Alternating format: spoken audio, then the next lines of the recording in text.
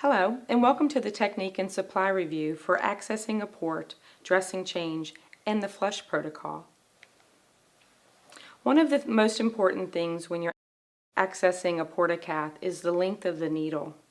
The gauge is important based on what you're going to infuse through it, just like a peripheral catheter or any other catheter. But on a Port-A-Cath, how it sits on the skin is very important. So if a patient is rather small from a height and weight perspective, usually a 3/4 inch will do. If the Port-A-Cath, and I'll show you in just a moment what that looks like under the skin, but if a Port-A-Cath is, the septum is kind of sitting up on the skin a little bit, somewhere between either a 3/4 inch or 1 inch is going to work. And if a patient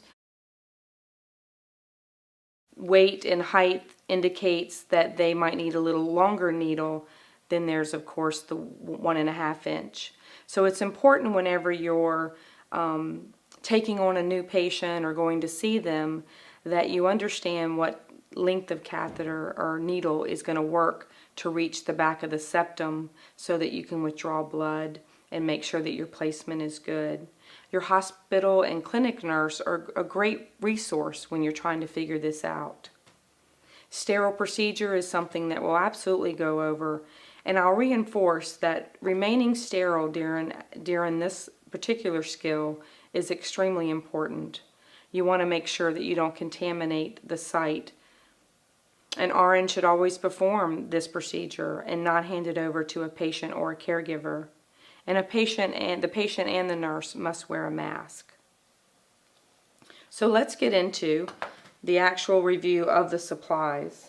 So what we provide for you is a dressing kit and sterile saline syringes that can actually be dropped onto the sterile field.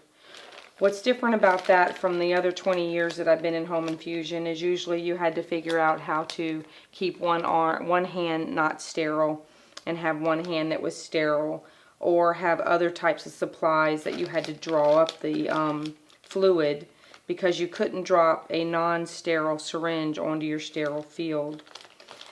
We have the clave connector on the end that will go at the end of the procedure, and we have the safety non-coring needle.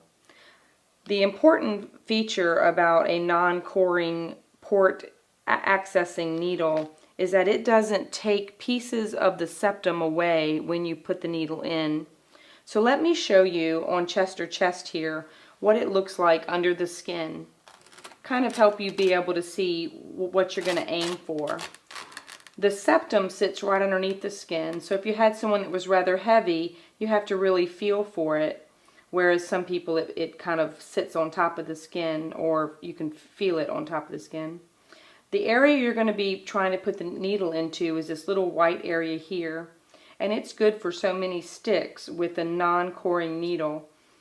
So make sure that's, regardless of the brand, what you are using whenever you do the skill. So let's put him back there. And let's prepare our supplies so that we can show you how to access the Port-A-Cath. So as always, I would inspect my supplies to make sure they're not wet or damaged or torn in any way, which would affect my ability to use them because we have to have sterile supplies. I have already washed my hands and explained the procedure to the patient, of course.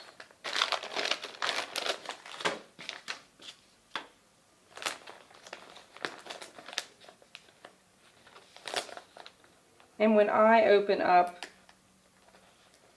a dressing kit, again, I always open up the entire dressing kit and take the lid off.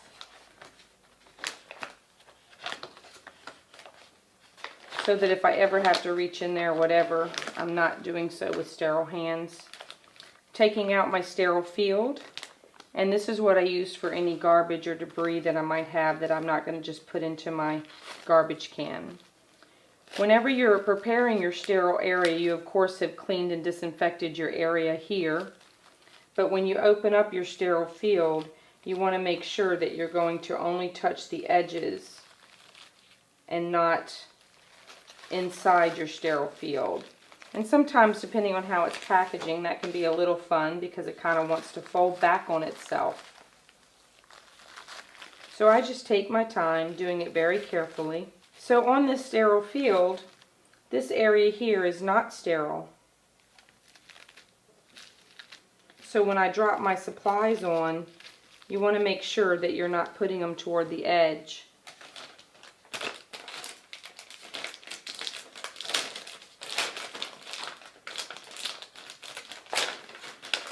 I again use the technique of grabbing whatever's inside the packaging,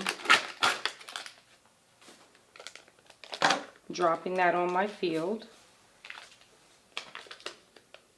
opening up the Lifeguard Huber non-coring needle. I have a tendency to say that name brand just because that's what I kind of grew up on, placing years and years ago. And then adding my clave. And if you do it just like that, it can easily pop out. But if you hold it like this, you can remove the paper and drop. Now, for the purposes of this video, we're not going to apply the mask to me or the patient, but I certainly would during the procedure. I'm going to reach and get my gloves and move my sterile field over some so that I can apply them.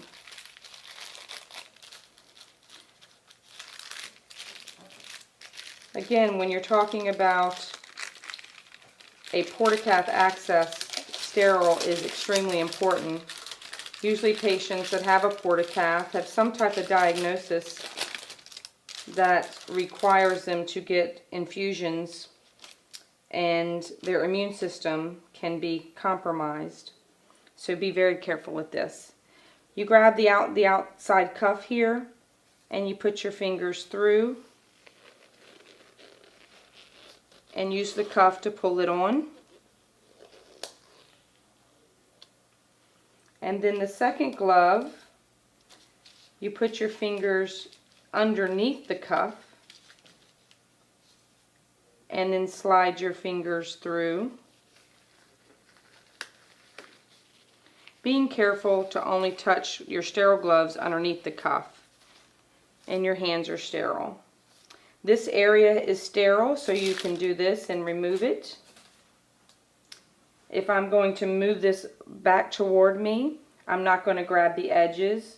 I'm going to grab the center like this. This is just a piece of paper that explains the contents, so I can put that away.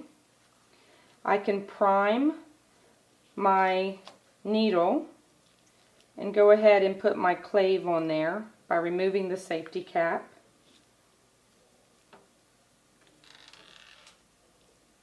Placing that snugly on.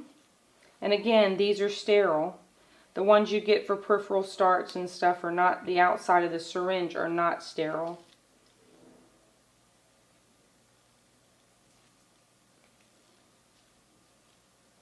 To prime, you simply would gently push until a drop or two comes out at the end. And again, you want to make sure you put it on your sterile field, not too close to the edge. Now let's get the site prep done. Chlorhexidine prep is used again. To activate, you would squeeze this. This allows the fluid to reach the sponge area. Remembering, if for some reason you do use alcohol or iodine, you're going to, on the alcohol swabs, you would start in the center, just like you would on a PICC line or anything. Start in the center and work your way out with 3 different ones. Allow the alcohol to dry, and then use the iodine and do the same procedure, never going back into the circle. The difference between that, since alcohol cleans, it does not kill all the germs. The iodine does that. With the chlorhexidine, it does both. So you're able to scrub a full area to get it cleaned. And then allow it to dry. putting that chlorhexidine swab into that little garbage area.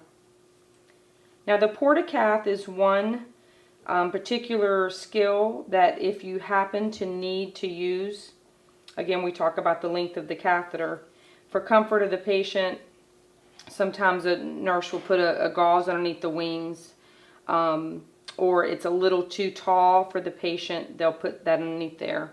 INS does not require, with the Port-A-Cath only, it to be every 48-hour change of the dressing. But we're not going to use that today. Now let's talk a little bit about the lifeguard. The lifeguard has this little mechanism right here that the wings, when you're placing the needle into the patient, this is down and you're using it like this. When you are removing it, this is up, and I'll show you that at the end. Now this is how I hold my sterile syringe in order to place it. I remove this cap. You want to feel for the septum and feel for the center. Hold it very sturdy. And I'm going to hold Mr. Chester Chest here. And go in straight until you feel the back of the septum. You would then be able to check to see if you had a flashback and flush to make sure that it flushes without a problem.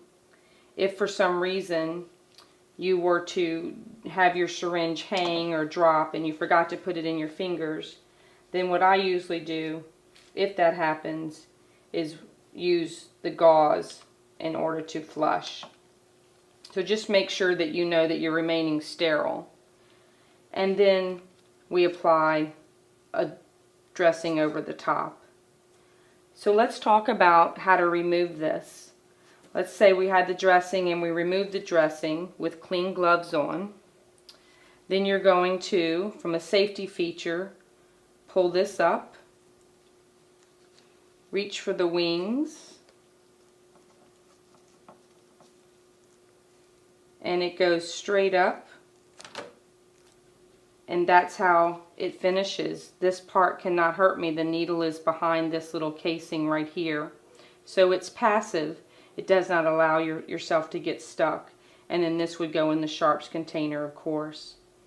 A Port-A-Cath gets flushed using sash, saline, administer the antibiotic or medication of any kind that you're doing, saline, and then heparin, using 100 unit per ml heparin typically. If the Port-A-Cath is only being maintained, let's say the patient, frequent UTI patient that has a Port-A-Cath, and they're not going to use it for a while, then a Port-A-Cath, the same prep is done, this, just like you're going to actually leave a dressing on. And when you insert the needle and you flush with the saline and the heparin, you flush with the heparin, the 100 unit per ml heparin, so that it sits inside that Port-A-Cath for the whole month. You can then remove your needle and throw it away in the sharps container. So once a month of 100 unit per ml heparin is the maintenance protocol for a port. And that is our supply review for Port-A-Cath. Thanks for joining us.